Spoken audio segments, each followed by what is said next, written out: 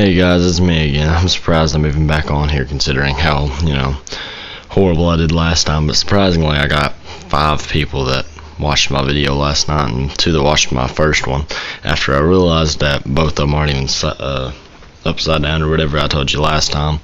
But hey, it's like 6:30 in the morning because, school just broke out because of snow or something, I don't know. But I decided to look at my rare folder and mythic rare folder this morning, or foils as well, so let's get to it. Alright, so first we have Titan of Eternal Fire.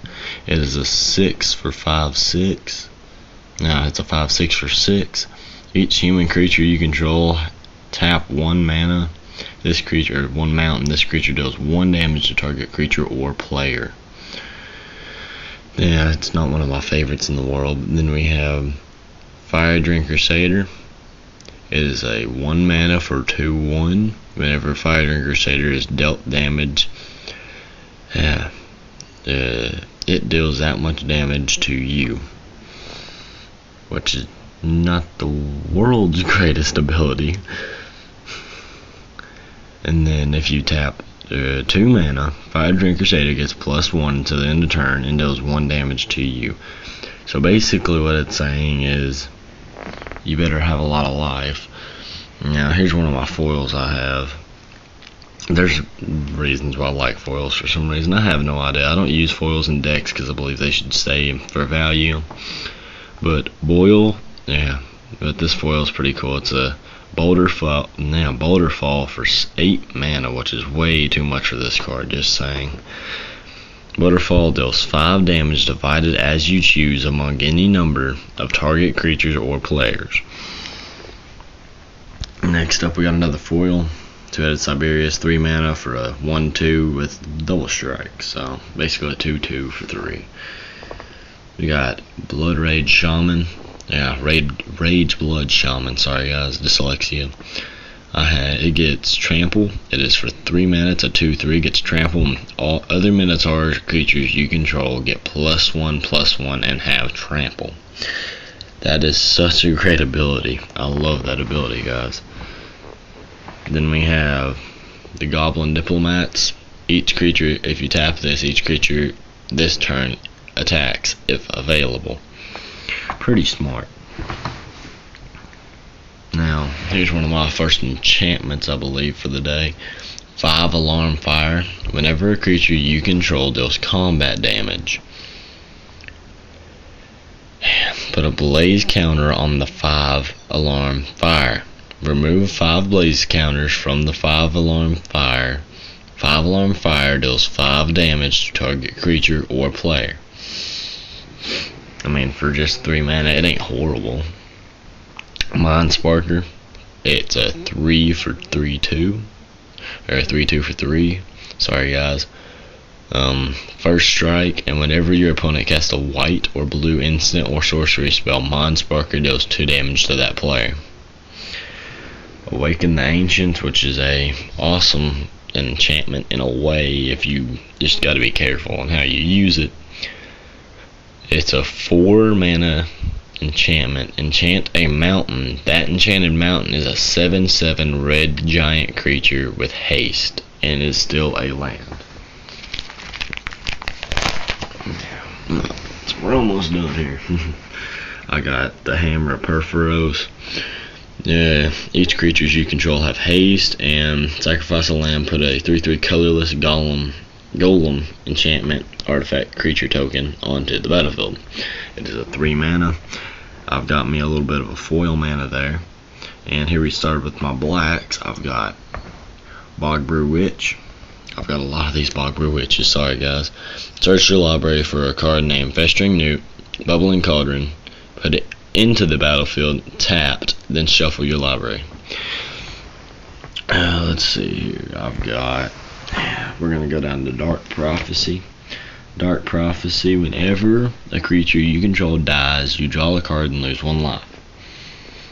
So basically, if you use that, Festering Newt, and Bubbling Cauldron at the same time, you're doing really, really well. And everybody's little favorite, we got this is a very, very rare uncommon, that's why it's in here. Doomblade. Doomblade destroys target non-black creature for 2 mana.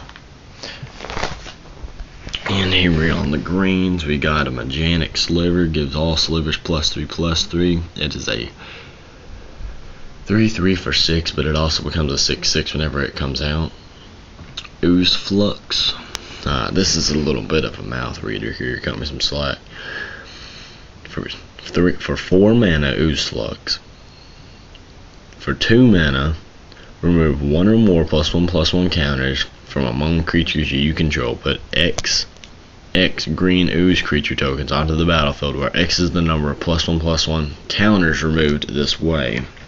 Not a bad idea, but your creatures get a little less umph. And there's Magic Sliver up to the right. I just didn't put it together right. And this is a foil I got one day. It's an enchanted creature. It's a leaf crown dryad, whatever you want to call it. Bestow 3. Defender of the Hearth. It just protects you from 1 for attack. And then we have a non-standard card, which I don't have many of. Goldtree. Goldtree costs 1 less colorless to cast for each creature card in your graveyard. So basically, if you have 7 creature cards in your graveyard, it's a 1 mana for 10. For a 10/10. 10/10 for 1, which is crazy great. Here we're going to start out on whites. We got Spear of Heliod. Spear of Heliod is an enchanted artifact creature you control, gets +1/+1. And if you use 3 mana, destroy target creature that dealt damage to you this turn, which is actually really, really good. And we got 2 Elspeths. Now, the funny story about that is I had a really good white deck. I dismembered it because I just didn't feel like playing white. But I had 2 full. I had 2 of them in the deck, so I've got like $40 right there. I traded a few. There was 3 Ethereal Armors right there. We got Soldier of Pantheon. Soldier of Pantheon has protection from multicolor. Whenever an opponent casts a multicolor spell, you gain 1 life. Then we got Fabled Heroes, has double strike and heroic. Whenever you cast a spell that targets Fabled Hero, put a +1/+1 counter on Fabled Hero. Then we got a foil Raise of Dissolution right there. And then we got a Trojan speaks too well. Trostin, whatever you want to call it, something Judgment. Exile target creature, then populate. Good for tokens. Domestication. This is not the best one in the world. Enchant creature you control at the beginning of your end step. If the enchanted creature's power is above 4 or greater, sacrifice. Domestication. Now, I just read that, and I think there's something in there I didn't notice. I don't know. I don't see anything. But it's 6:30 in the morning. I might have to do another rerun on this too. So, next will be Master of the Pearl Trident. Master of the Pearl Trident is a creature merfolk for 2 mana. It's a 2/2 for 2. But it's great for devotion because it's 2 blue. Other merfolk creatures you control get +1/+1 and have Island Walk. Island Walk's okay. There's also Swamp Walk and all that crazy other cool stuff. It's okay. And Dismiss into Dream. Enchanted creature your opponent controls is an illusion in addition to its other types and has, when this creature becomes the target of a spell or ability, sacrifice it. Next we will have my gold cards, which are multicolored. We will have Tyrant of the Murder King. He is a legendary zombie warrior creature. It's a 2/2 for 2. Sacrifice for 2 mana. Another creature tournament. Oh my god, Tyrant. Yeah, it's the zombie dude. Zombie dude deals 2 damage to target player. And if you tap 2 more mana, that is a colorless, sacrifice a creature, and zombie dude from your graveyard to your hand, which means you return him from your hand if he dies. Okay, so Underworld Siberius, a lot of people told me it was horrible. I liked him. I don't know why. It might be because I've only been playing for a short amount of time. But Underworld Siberius is a creature hound. Underworld Siberius can't be blocked except by 3 or more creatures, which I thought was really, really good. And cards in graveyards can't be targeted by spells or abilities.